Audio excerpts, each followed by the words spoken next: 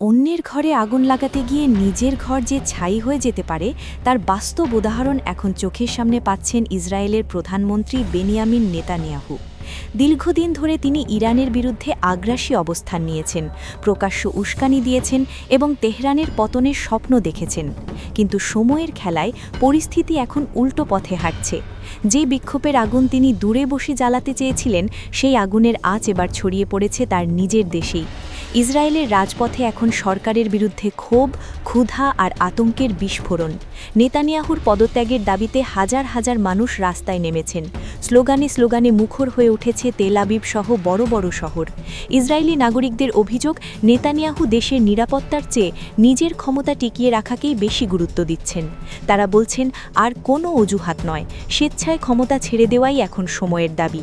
যদিও নেতানিয়াহু এখনও গদি আঁকড়ে ধরে আছেন, তবে রাজনৈতিক মহল বলছে বড় ধরনের ধাক্কা যে আসছে তার ইঙ্গিত স্পষ্ট। সাম্প্রতিক সংঘাতের স্মৃতি এখনও তাজা ইসরায়েলিদের মনে। মাত্র কয়েকদিনের সংঘর্ষেই ইরানি ক্ষেপণাস্ত্রের ভয়াবহতা প্রত্যক্ষ করেছে দেশটি। তাই সাধারণ মানুষ আর নতুন করে ইরানের সঙ্গে সংঘাতে জড়াতে চায় না। তাদের উপলব্ধি, এই ধরনের যুদ্ধের মূল্য দিতে হয় সাধারণ নাগরিকদের জীবন ও নিরাপত্তা দিয়ে। এই পরিস্থিতিতে নেতানিয়াহুর নেতৃত্বের বিরুদ্ধে মুখ খুলেছেন ইসরায়েলের সাবেক প্রতিরক্ষামন্ত্রী ও সাবেক সেনাপ্রধান মোশে ইয়ালন। তেল আবিবের হাবিমা স্কোয়ারে আয়োজিত এক বিশাল বিক্ষোভে তিনি বর্তমান সরকারের তীব্র সমালোচনা করেন।